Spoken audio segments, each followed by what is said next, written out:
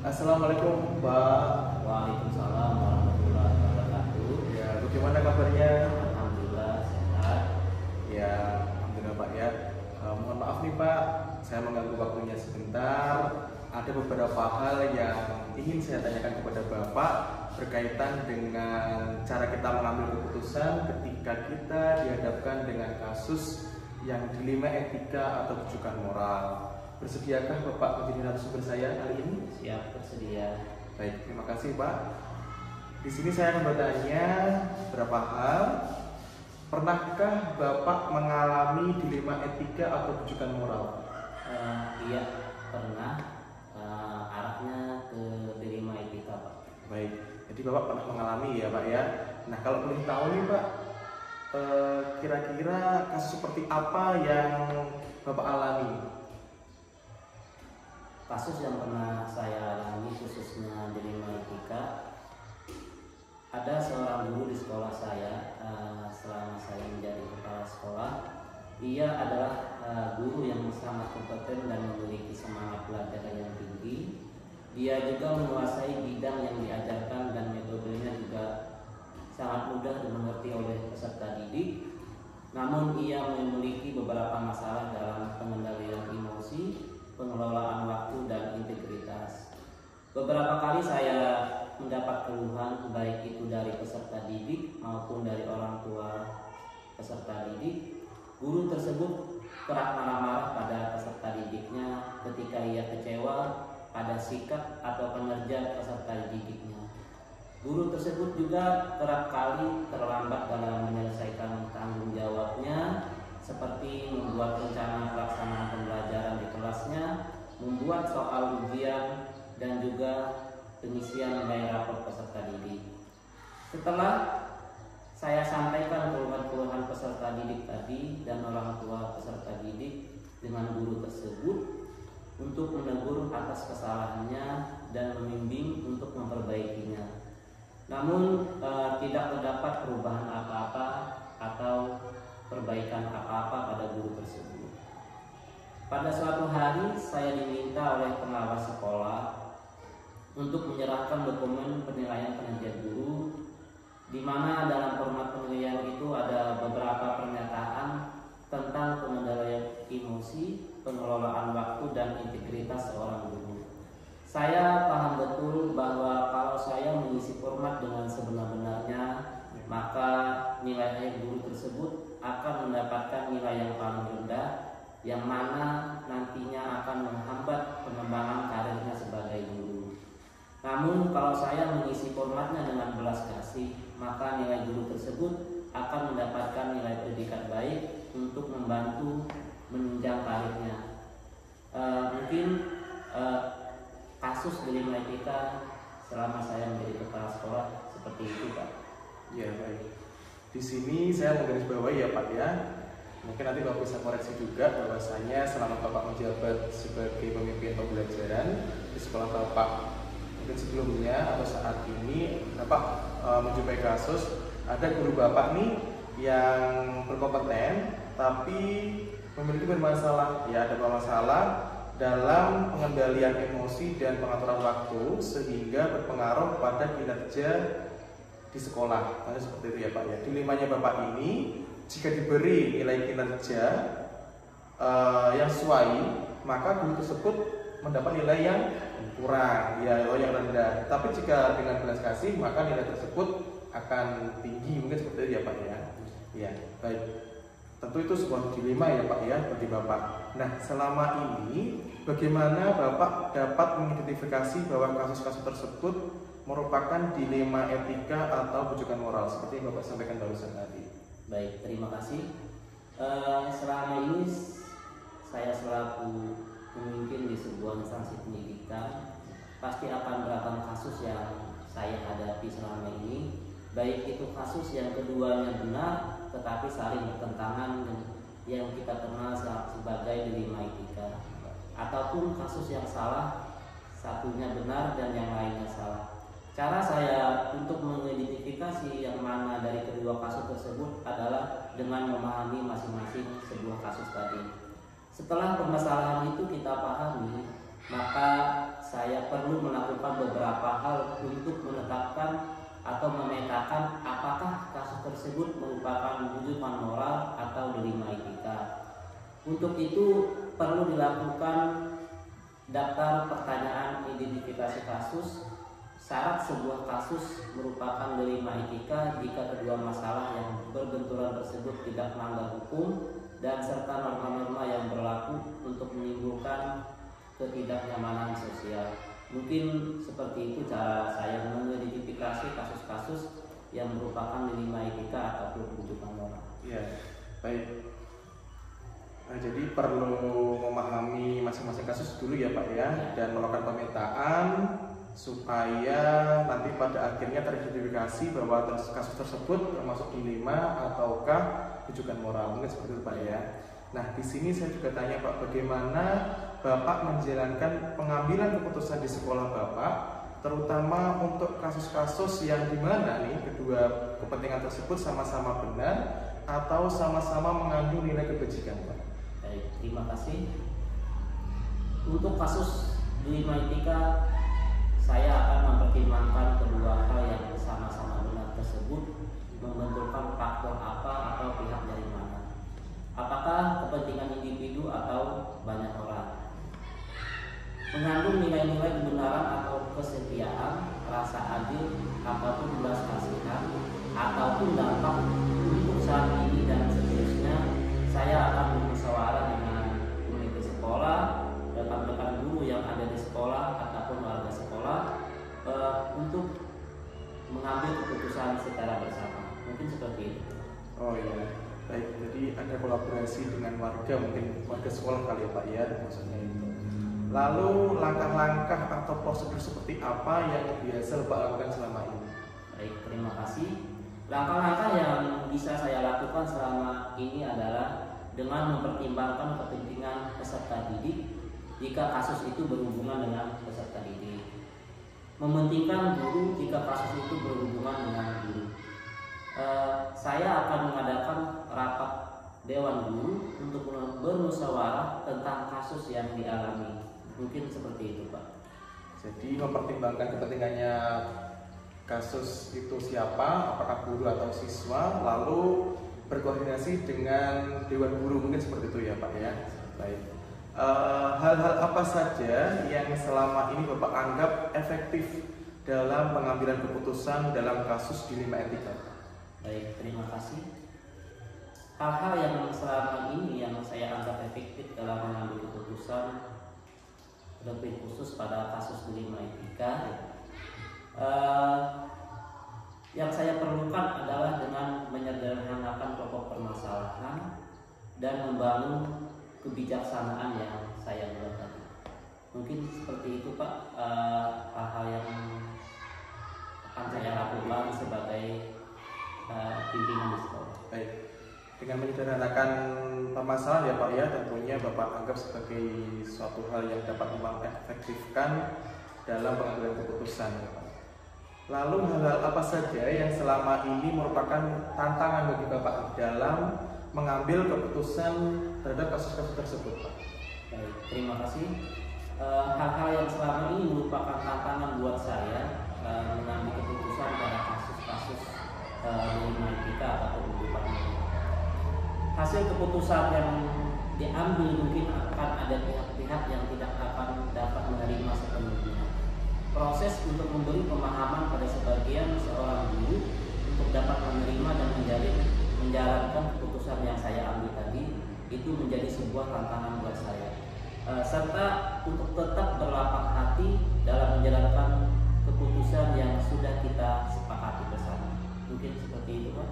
Ya, baik. Lalu Pak, apakah Bapak memiliki sebuah jadwal atau jurnal mungkin Pak untuk menyelesaikan masalah atau menyelesaikan kasus dilema etika ini? Apakah Bapak menyelesaikannya langsung di tempat ataukah mungkin perlu nih waktu khusus dalam menyelesaikan masalah tersebut? Baik, terima kasih. Saya tidak ada jadwal tertentu untuk menyelesaikan sebuah kasus tersebut Pak. Ya. prioritas kasus mana yang perlu diselesaikan secepatnya tergantung dari jenis kasus dan pentingnya kasus tersebut diselesaikan secepatnya agar terciptanya lingkungan sekolah yang kondusif buat warga sekolah. Intinya prioritas mana dulu yang harus kita selesaikan. Jadi saya tidak perlu adanya jadwal khusus untuk hal seperti itu. Baik, iya Pak. Di sini saya menggarisbawahi bahwasanya Bapak setelah memetakan tadi, lalu memprioritaskan kasus mana yang akan diselesaikan terlebih dahulu, mungkin seperti itu Pak ya. Iya. Lalu adakah seseorang atau faktor-faktor apa yang selama ini mempermudah atau membantu Bapak dalam mengambil keputusan? Komunikasi yang baik dengan semua warga sekolah, pengelolaan emosi yang baik dan pemahaman tentang teori dalam pengambilan keputusan sebagai seorang pemimpin itu adalah salah satu faktor yang mempermudah dan membantu kita dalam mengambil sebuah keputusan. Mungkin seperti itu. Iya Pak. Lalu dari semua hal yang tadi Bapak sampaikan, pembelajaran apa nih yang Bapak petik dari pengalaman Bapak dalam mengambil keputusan di 5 etika tersebut Pak? Dalam mengambil sebuah keputusan, maka saya akan mengidentifikasi jenis kasus harus bisa dilakukan lebih awal dengan melakukan pengujian lalu melakukan benar lawan benar untuk dapat menentukan paradigma apa yang akan kita pilih sehingga keputusan bisa diambil sesuai dengan prinsip-prinsip yang tidak merugikan warga sekolah. Baik Pak. Terima kasih. Mungkin itu saja yang ingin saya tanyakan kepada Bapak berkaitan dengan pengambilan keputusan kita ketika dihadapkan dengan dilema etika atau rujukan moral. Poin-poin hasil wawancara ini sudah saya catat ya Pak ya. Terima kasih karena Bapak sudah meluangkan waktu untuk menjadi narasumber saya. Wassalamualaikum warahmatullahi wabarakatuh. Waalaikumsalam warahmatullahi wabarakatuh.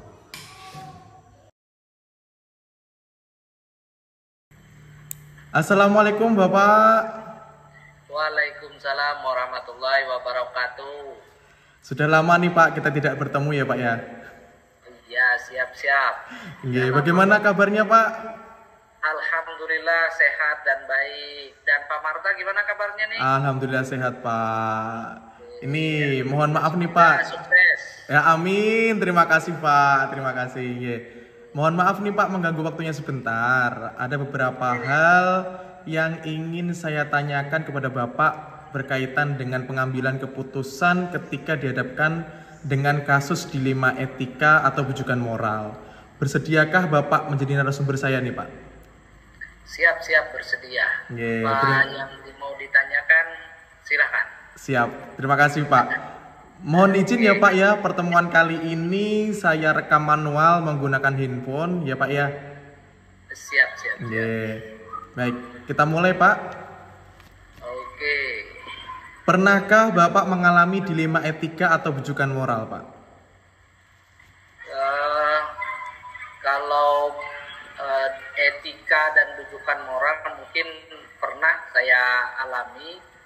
Sebagai pemimpin, nah ini pernah saya rasakan yang dominan hanya etika. Kalau rujukan moral mungkin pada saat-saat tertentu aja. Baik, berarti Bapak sering mengalami ya Pak, khususnya atau lebih seringnya adalah dilema etika seperti itu ya Pak ya. Etika, ya. Kalau boleh tahu Pak, kasus seperti apa yang Bapak alami? Mungkin garis besarnya saja Pak diceritakan. Yang pernah saya alami mungkin ya ada kasus ketika anak-anak ya ini kan sekolah saya tempatnya di SD yang perkebunan kelapa sawit. Jadi salah satu sekolah di perkebunan kelapa sawit. Jadi tentunya perbedaan latar belakang, tempat tinggal jauh-jauh, kemudian transportnya juga, dan dari latar belakang dari mana-mana karyawannya. Nah ini jadi ketika suatu yang baru-baru sekarang ini adalah ketika orang tua atau guru siswa konsultasi kepada kami karena ada anak yang sudah 2 bulan tidak masuk sekolah. Nah, jadi ketika untuk membuat nilainya ini jadi dilema etika, apakah itu dimasukkan nilainya bagaimana, ini yang membuat Bapak Ibu gurunya bingung. Nah ketika itu kami datang ke home visit lah, ke rumah, jadi menanyakan kenapa tidak sekolah dan kita ketahui latar belakangnya di sana. Jadi orang tuanya sebagai pemanen, kemudian ibunya sebagai pemberondol, kemudian dia ini mempunyai adik dan mereka 4 bersaudara. Jadi dia anak tertua dan dialah ada juga adiknya yang masih sekolah SD dan dia yang menjaga dan merawat adiknya ketika orang tuanya bekerja. Jadi itulah alasan dia mengapa dia tidak sekolah. Nah itu. Jadi ketika kami datangin ke rumah di sana, kami juga sampaikan dengan orang tuanya juga di sana bahwa pendidikan penting, tapi ya namanya keadaan, jadi bagaimana juga, dan sana juga orang tuanya udah memerlukan finansialnya untuk mencukupi kebutuhan sehari-hari. Nah, itu saja.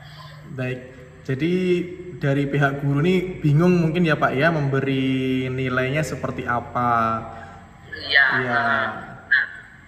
Kalau dibuat nilainya apa adanya, akan seperti apa Pak nanti Pak? Kalau dimuat nilai seperti adanya, jadi ada rasa gimana ya, rasa kasihan ada juga, karena kita kan sebagai guru pendidik, tentunya mungkin sebagai orang tua juga kan kita berpikirnya jangka panjang. Tidak mungkin kan anak ini saat ini mungkin dia permasalahannya ada seperti itu. Nah kita sebagai dorongan moral, sebagai guru mungkin kita berikan nilai yang terbaik atau apa, mencari solusinya yang terbaik untuk anak ini, dan kita kan tidak tahu juga kedepannya anak ini jadi apa. Nah, jadi orang yang sukses atau apa segalanya kita tidak tahu. Mungkin ya harapan dan kita kan sebagai pendidik mungkin memberikan sumbangan moral, nasihat dan motivasi. Dan langkah pentingnya adalah kita harus menyampaikan kepada orang tuanya bagaimana mencarinya ini segalanya. Nah itu. Oke, baik Pak. Bagaimana Bapak dapat mengidentifikasi kasus-kasus yang merupakan dilema etika atau bujukan moral, Pak? Untuk kita mungkin ya ketika ada etika moral disinilah kita mengidentifikasinya, latar belakangnya, yaitu salah satunya tadi ya dengan home visit, dengan kita turun ke lapangan mengetahui akar permasalahannya apa. Nah di sanalah kita mengetahui, mengidentifikasinya agar kita mengambil keputusan, judgementnya dan bagaimananya. Nah di sanalah. Jadi ketika kita dua belah pihak, baik itu kita sebagai pendidik, sebagai dukungan moral dan yang lainnya, dan orang tua juga kita kasih pemahaman bahwa sekolah itu, pendidikan itu penting.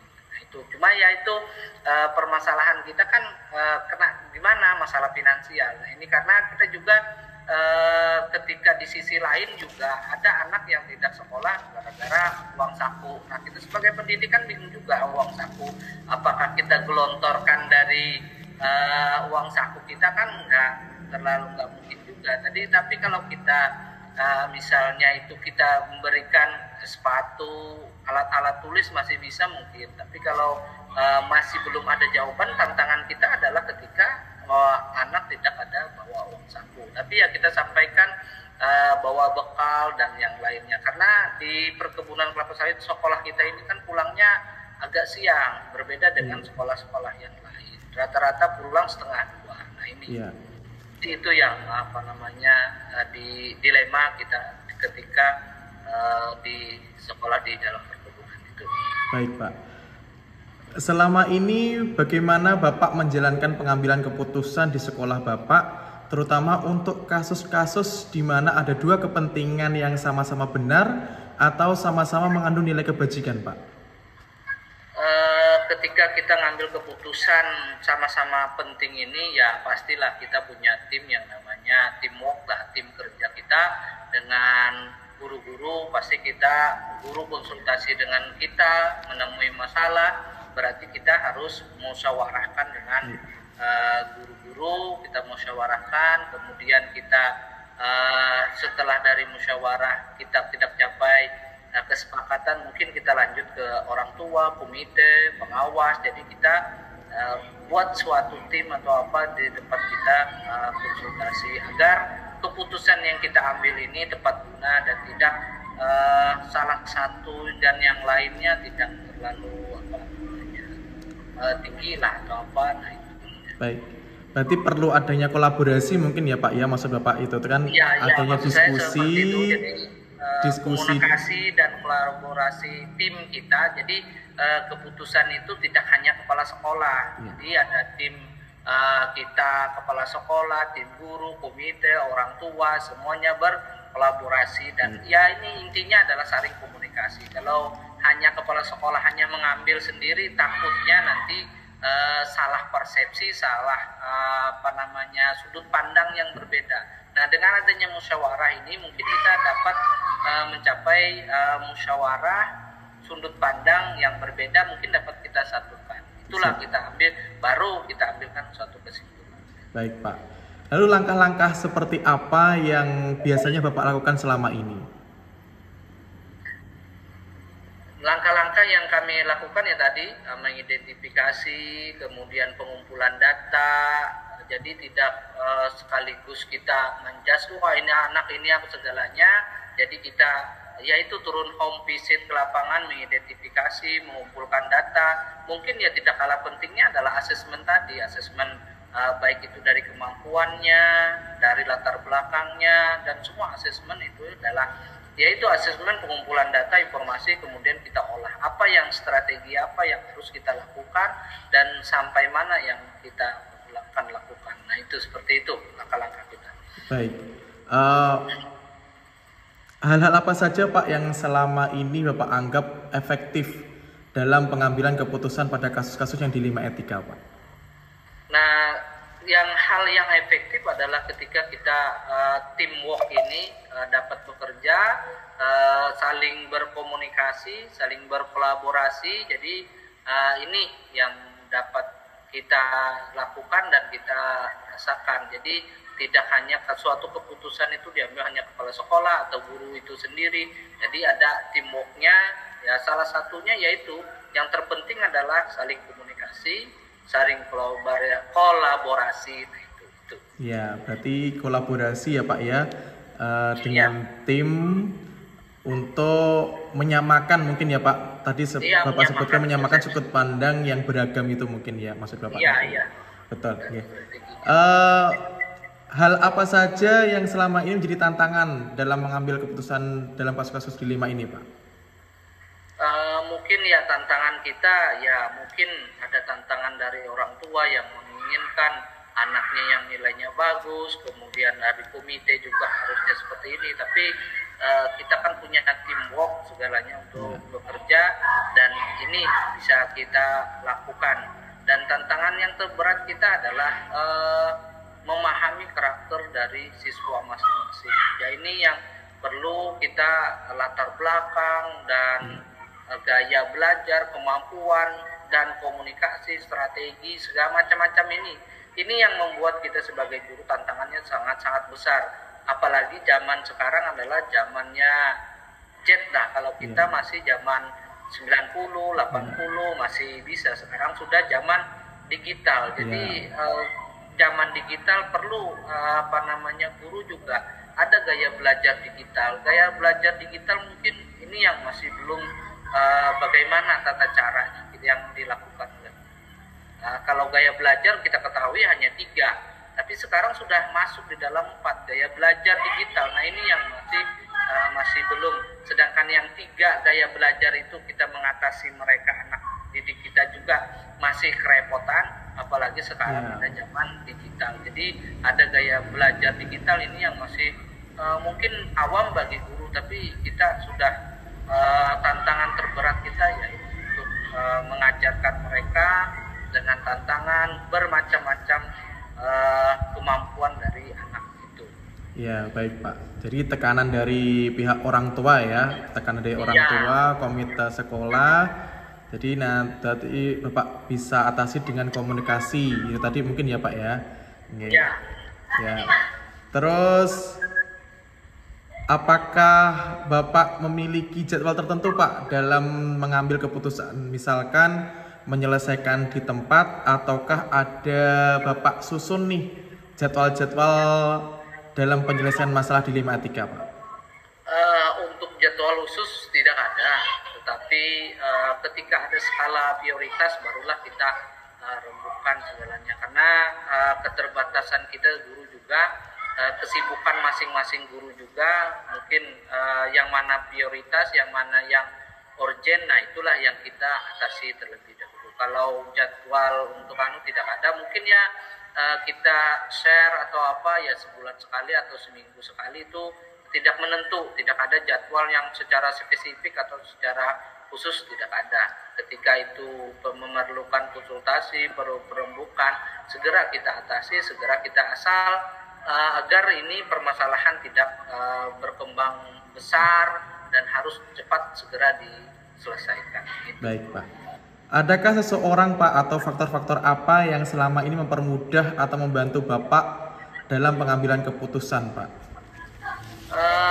Tidak ada orang khusus untuk pengambilan keputusan, tapi karena kita ini adalah teamwork, tim bekerja sama, jadi ketika di ranah rapat kita dengan Dewan Guru ketika mengambil keputusan sudah tidak mencapai final atau belum menemukan kesimpulan, kita maju ke komite orang tua. Apabila itu belum juga, kita naik ke atasan kita seperti pengawas atau stakeholder yang lainnya yang kita anggap mampu mereka menyelesaikan masalah. Nah, itu tidak ada yang khusus, tapi kita ya intinya tadi adalah kita saling kolaborasi dan saling komunikasi. Itulah dalam suatu kemajuan dalam suatu organisasi, mungkin di sanalah letak adanya. Nah, seperti itu. Baik Pak. Dari semua hal yang telah Bapak sampaikan barusan, pembelajaran apa yang Bapak petik dari pengalaman Bapak dalam pengambilan keputusan dilema etika Pak? Ketika kita mengambil keputusan ketika dilema ini etik, memang kita mengetahui apa jangka panjangnya ini atau jangka pendeknya. Dari saat kita mengambil keputusan ini, apakah ada berefek jangka panjang atau efek jangka pendeknya. Yang seperti tadi pengalaman kita adalah ketika mengambil yang urgent segera kita lakukan. Ketika itu kita abaikan, akhirnya maka panjang lebar akhirnya tidak terselesaikan, malah nanti jadi bumerang buat kita semua. Ketika ada permasalahan, kita komunikasikan dengan guru, kita komunikasikan dengan stakeholder, kemudian kita juga di sana kumpul-kumpul segalanya, ngambil keputusan segalanya agar ini dari pengalamannya itu yaitu etik tadi, bagaimana kita harus bisa etiknya itu ketika ya seperti tadi ada rasa keadilan di anak. Nah, jadi memang ini yang pelajaran sangat berharga buat kita adalah ketika anak ini tidak sekolah dikasih nilai yang tinggi, bagaimana yang rajin sekolahnya. Nah, inilah pengalaman kita agar jadi mungkin karena di sekolah ini permasalahan mungkin orangnya yang berbeda, tetapi permasalahannya itu saja. Yeah. Jadi itu bagaimana caranya dengan pengalaman ini ambil, kemudian ada suatu permasalahan lagi, ini yang harus kita lakukan seperti itu. Nah itu.